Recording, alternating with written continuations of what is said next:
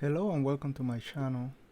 In this video I'm going to be reviewing AER Memories of Old. I saw this game a few weeks ago and it really caught my attention. I decided to play it and after that review it. Another thing is I'm going to be reviewing it on the PC version, so I don't know how it will be in any of the other systems.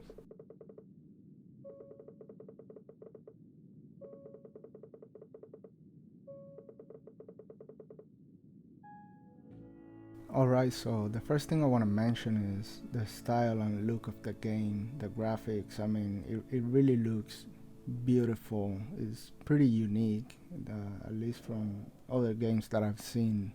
The colors are just vibrant, and what really makes everything come together as far as graphics, I think, is the lighting effects.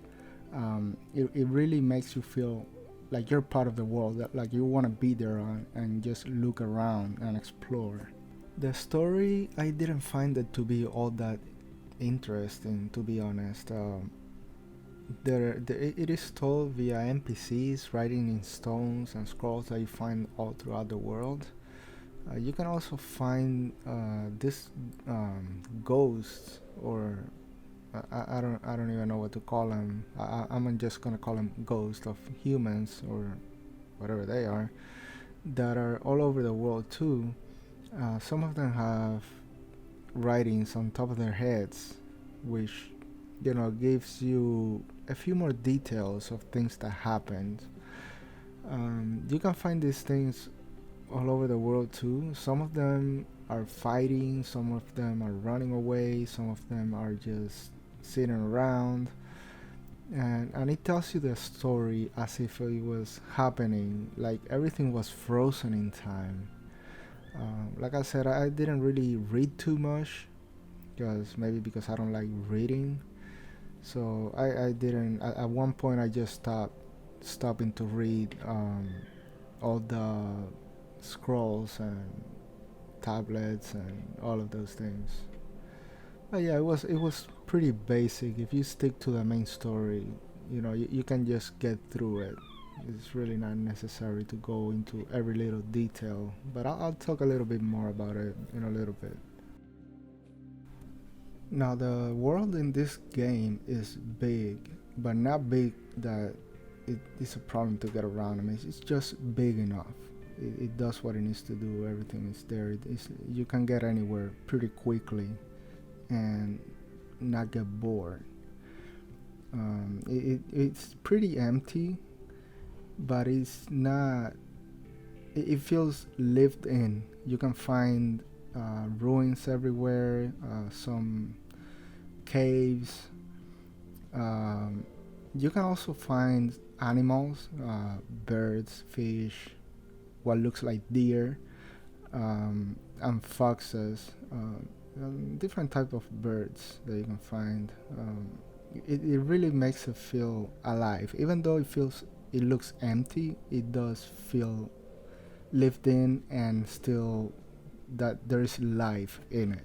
When it comes to the gameplay mechanics, I don't really have anything bad to say about it. Everything works as it should. The controls for walking, jumping, flying are precise, they're responsive, and they do what you need them to do when you need them to. At least from my experience, I didn't really have any issues with them. If I messed up, it was because of me, not because of any issues with the game or the controls or anything like that.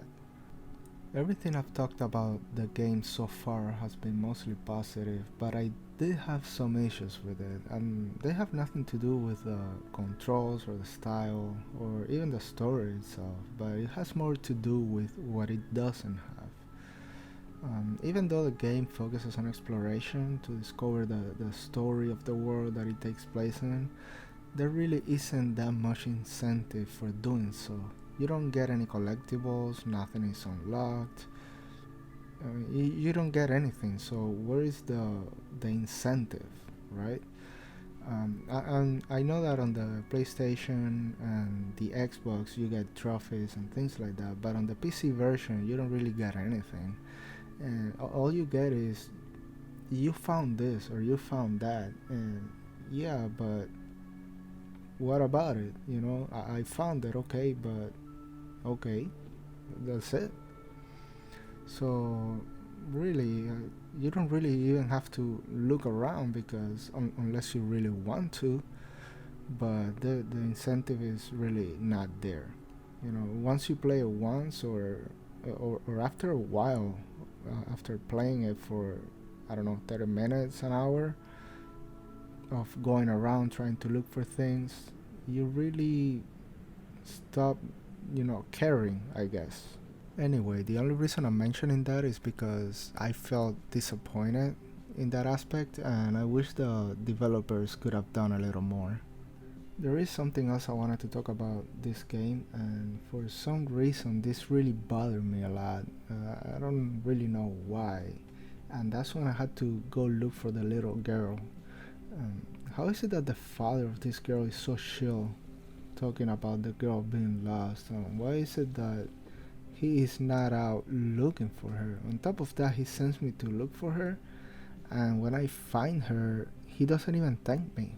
He thanks the gods. Dude, I looked for her. I found her. You were just in the same place the whole time, not looking, very calm. I looked for her and I found her, and you don't even thank me. What a neglectful father. And the mom was just there sitting, not doing anything either.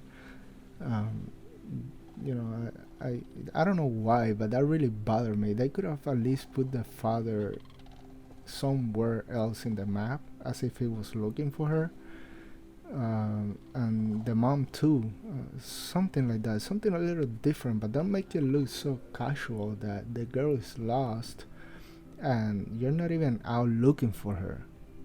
Um, I don't know, that kind of really bothered me for some reason. Overall, Air Memories of Old is a fun game to play. Flying around and listening to the music is really enjoyable. If you're looking for something different to play, I highly recommend this game. I hope you enjoyed this video, and thanks for watching.